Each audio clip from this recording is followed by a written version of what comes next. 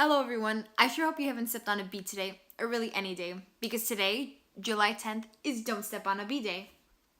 Today should be a time when bees come together and celebrate the mercy you've given them, but sadly, there's no mercy. Well, at least some of us don't find joy in stepping on bees. If that's you, well then good job. You're a brave soul, and not to mention kind and merciful and understanding. Give yourself a pat on the back. But there are some less merciful souls that are too blind to see that in hurting bees will only lead to their own death. Well, sort of. Well, you might starve. You'll understand what I mean. Just keep watching. Before going into why you shouldn't step on a bee, you have to understand two things: bees and pollination. There are so many bees that you shouldn't be stepping on. You have honeybees, bumblebees, leafcutter, mason, digger, carpenter, and mining bees. These making up almost 20,000 known species. This range of bees live in every continent except Antarctica, and in basically every kind of habitat, really as long as there's flowers that need to be pollinated. Bees are mainly known to live in big swarms, and although there are some that have grown to 500,000 bees, that's not always true. Some species, like the tawny mining bee, are solitary, every female for themselves. But for those that do live in colonies, they fall under one of three categories: the queen, the drone, and the worker. There is always one queen in every colony, and of course, is always female, as their only job is to lay eggs. The drone will always be male, and his only job is to mate with the queen, because the queen can't do it all on her own. So, where does this leave the pollinating? Who takes care of the baby bees, the little larvae? Who's cleaning the hive and collecting nectar to feed the colony? Well, it's all the worker. The female worker will do all of this in her lifetime. No for a spread of workload. How's that? And you know what makes it even worse? They're the ones you're stepping on. Don't you think they have enough to handle already to be escaping the feet of a murderer? When people say bees are probably more afraid of you than you are of them, they're probably right. And you know why? Because they just don't care. They've got larvae to take care of, a colony to feed, and they just want to get their job done without you in the way. Well, now that you have some insight on a bee's life, let me offer some more. Only this time, we're getting in the picture. Pollination is the process of pollen going from the stamen, the male flower parts, to the pistil, the female flower parts.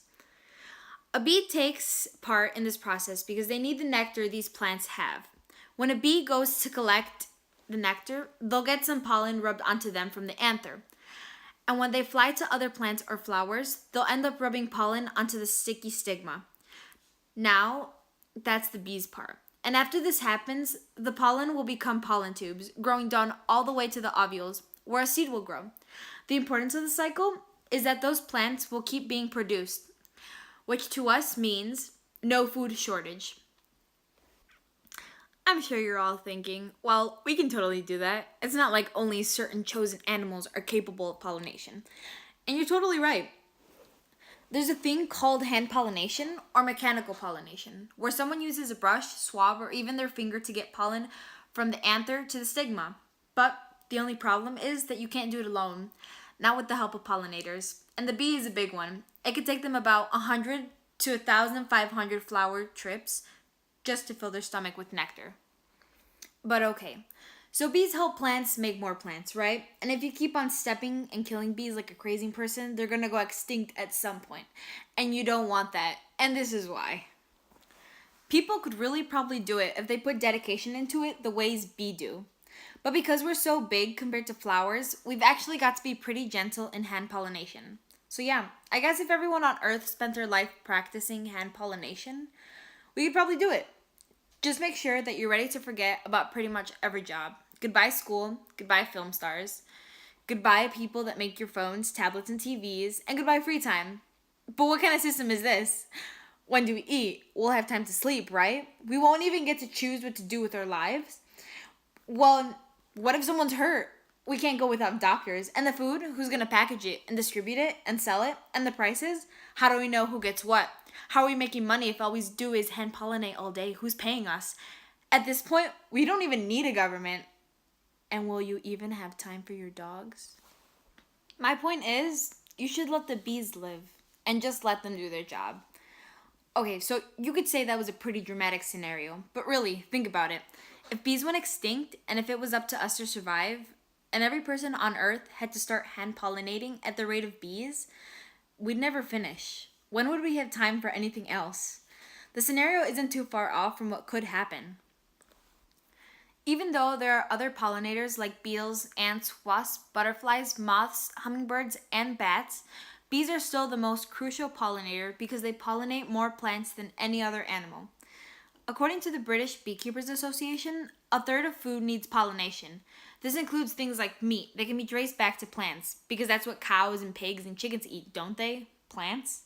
Without pollination, we'd lose a lot of bananas, avocados, chocolate, cashews, coffee, coconuts, mangoes, and strawberries, just to name a few. And for all of you that might be more concerned over money than your own well-being, I'd like to let you know that bees are doing their part and contribute to the economy too. Since 2000, the value of bee-pollinated crops, according to the Pesticide Action Network North America, was $14.6 billion.